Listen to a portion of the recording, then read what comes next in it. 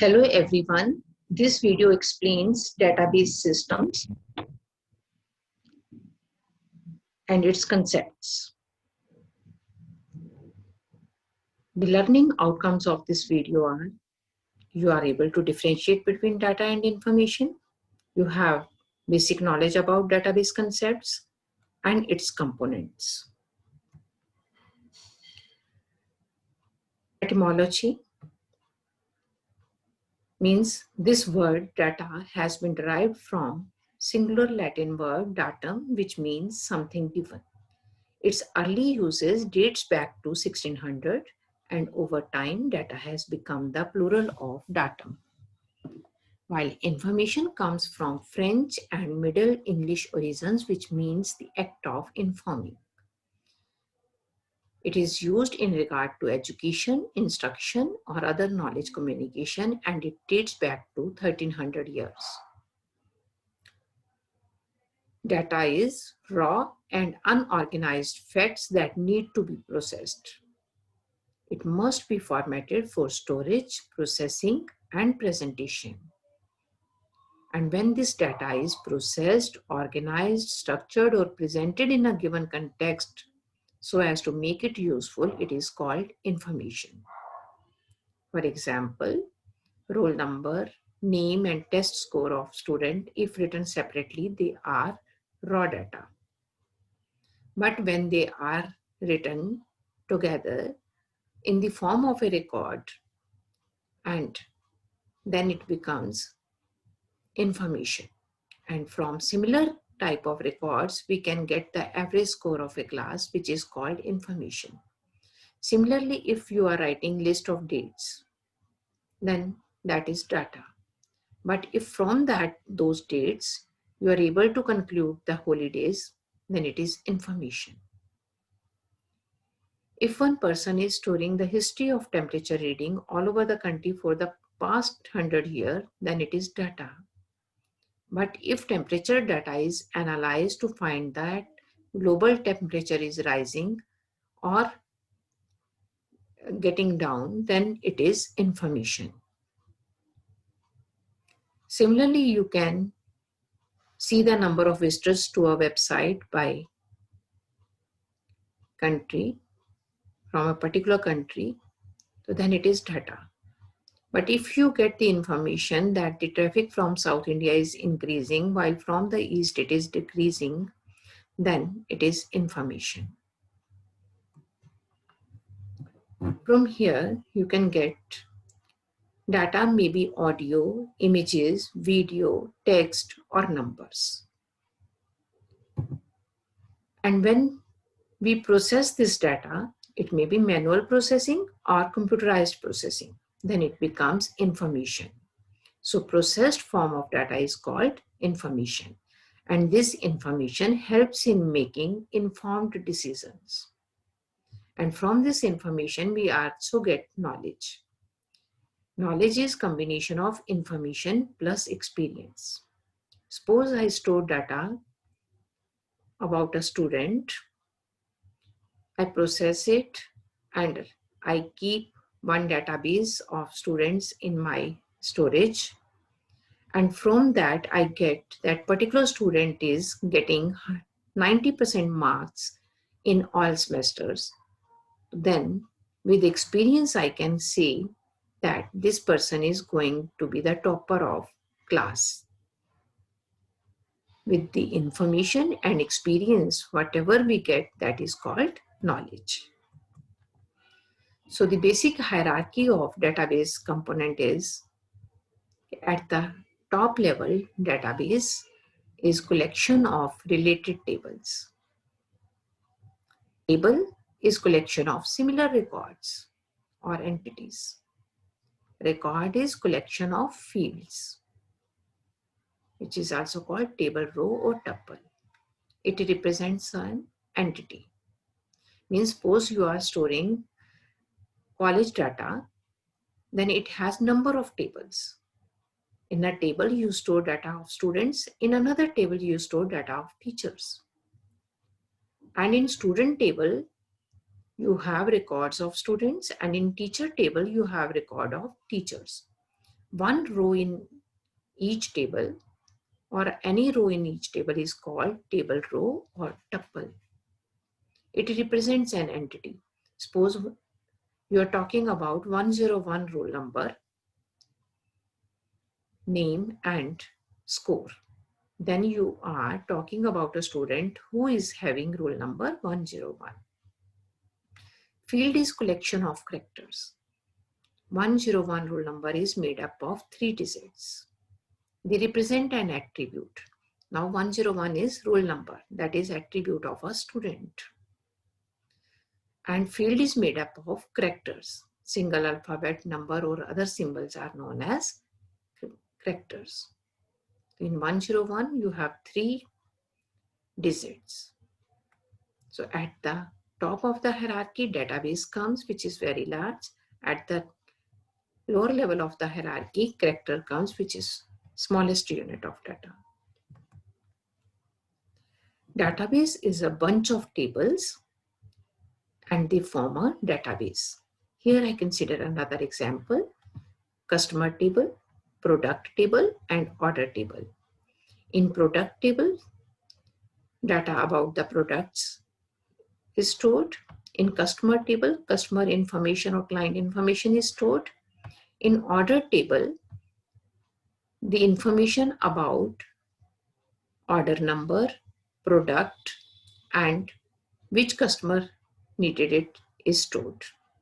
So a database can represent a single business or an entire market. It depends upon you are dealing with large database or small database. Big companies may have larger database and small companies may own smaller database. Every user is given access of the small segment of whole database. Maybe there is a user who knows only about customer table, another user is concerned with product table, and another user in the accounts department is dealing with the order table.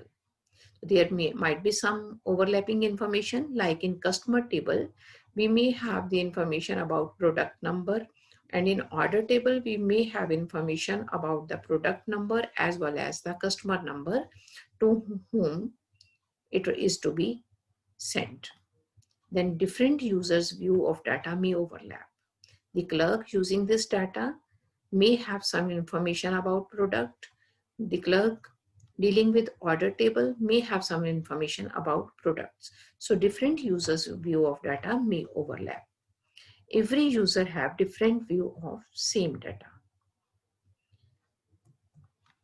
Like here we have different tables. This is item table. This is a list of column names. Similar related fields make a record or tuple or row. In one column, the information is about item number. In another column, the information is item name. So a table is called row heterogeneous and column homogeneous. Column is storing same type of information and row is storing different type of information. Means for different entity, it is storing information in a row. Now this is supplies relation. In this, which item is supplied by which supplier information is stored. In sales table, item number, salesperson, and the price offered by that salesperson. In supplier table, supplier number, the city of the supplier, and phone number are stored.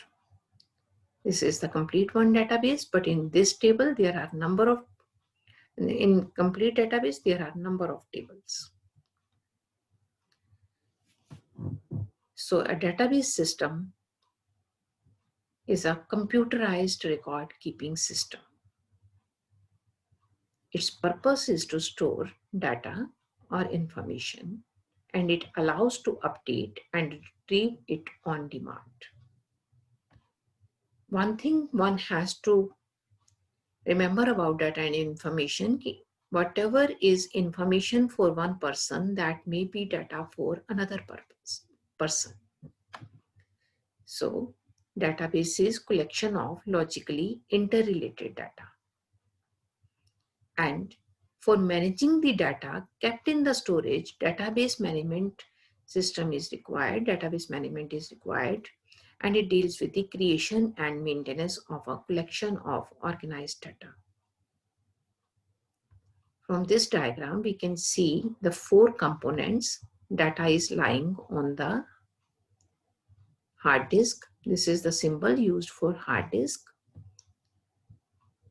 These are the different type of users who are able to access the data. Application programs can also access data stored in the database, and storing the database and accessing the database, we need certain hardware and software. So this diagram is taken from C.J. Reid's book and is showing different components of the database system. The first major component of the database system is data. All organizations generate, store, and process large amount of data. It is a bridge between all components like hardware, software, and users. Hardware is used to store data, software is used to manage it, and users are able to access it. So it acts as a bridge. Further, data can be stored on a single user system or multi-user system. These days, we thought only about multi-user system, but if data is stored only on a system, which can be accessed only by one person at any given time, then it is called single user system. But if it is stored on a system from where multiple users can access it simultaneously, then it is called multiple user systems. And when we are talking in context of database systems, then we are talking about multiple user system these days. Data is also integrated and shared, which means data is unification of several distinct tables, like shown in the previous example. Customer table, product table, and order table are part of the database. All tables are having certain attributes and they are arranged in columns, and then the data related to one table is stored in a row and it is called tuple. Data is maintained in such a way there is minimum redundancy among tables. Database can also be shared among different users at the same time. They may share different data of the same database or the same data at the same time. This is also called concurrent access. And data can be user data, metadata, or application metadata. User data is of student data. If I am storing students' information in a table, it is called user data. It is stored in table which is having columns and rows. Columns are also called attributes and rows are called tuples. Metadata is data about data. It describes the properties of user data. Like suppose I'm storing information of user data of a student, and then roll number, name, phone number, email. These are the part of metadata. So system tables are used to store this metadata, and they are able to store structure of user table, data types of each column, constraints on data, ownership of that data, and many more such type of information. Application metadata is related to the structure and format of queries, reports, and other application components. In applications, we can write reports, we can write queries which are frequently used, and we can write application programs to access the database. So the format of the queries, reports, and other application component is part of application metadata. Second component of the database system is hardware, which is used to run DBMS applications. Secondary storage devices, backup devices, input-output devices are chosen in such a way that they should be able to provide fast and efficient access to data. Software is also required for managing database system, and the software that is used to do this is called DBMS. It is used to store, manipulate, retrieve, access and manage data in a database for easy, efficient and reliable data processing and management. Oracle, MySQL, SQL Server, Access, and many more are examples of DBMS. And we use to store data in these DBMS. So there is difference between database and DBMS. Database is collection of related tables, and DBMS is the software used to manage that data. DBMS shields user from hardware level details and manages database within the database system. Besides DBMS, other utilities like report writer, application development tools like VB.NET, and operating system are also part of the software. Fourth major component is users. Data is lying on the hardware. Software is able to manage, but some person is required to manage all that. So there are four different type of persons. Database administrator, who manages the whole database. It may be one person or group of persons. He defines database structure, storage structure, and access methods. Means how data should be organized, how it should be stored, and which method should be used to retrieve it. That is decided by DBA. He also controls authorization access to database. He coordinates and monitors its uses. He manages backups and sets backup strategies when backups should be taken and which part of the database should be stored as backup regularly. He repairs damage due to hardware or software failure. He acquires hardware and software resources as per the need of the database. Second type of people are database designers. They are the persons who design the structure of the database. They are more technical. They identify the data to be stored, what type of relationship should exist between the data, and what type of constraints should be applicable on the data. Like if I think I am to store data about a student, roll number, name, and score, then there should be one field which should uniquely identify the record. So then that field works as primary key. If I think that no field value of a column should be empty, I can apply not null constraint on that field. So this way, he understands the requirements of all users and designs database structure and its different views accordingly. So third comes the application programmers. These are the persons who write programs in Visual Basic, Java, COBOL, or in any other programming language and are able to use database.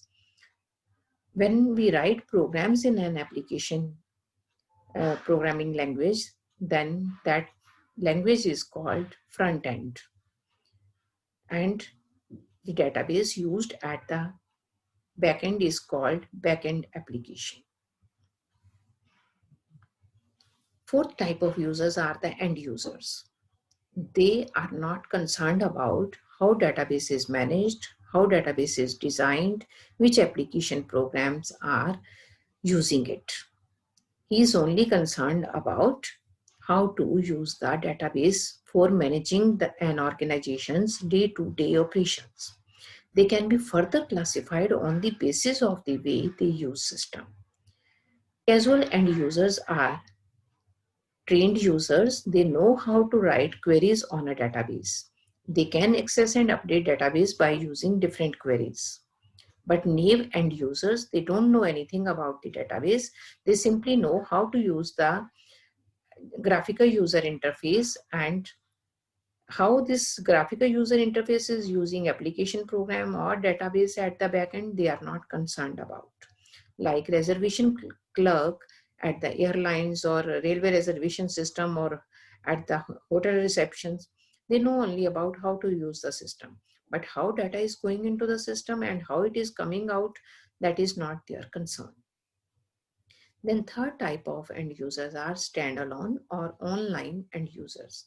They maintain personal database by using ready-made program, package, menus, or graphic-based packages. Means whatever is available in the market, they may use for their own purpose. They are not aware about database or DBMS. They simply use that for managing their work.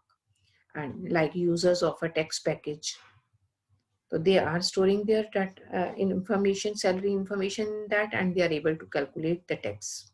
So such type of users are called standalone or online end users. If they work online, work through internet, then they are called online end users. If they work on a single system, then they are called standalone end users. This is the list of references, and this is all about database system and its various components. Thank you, students.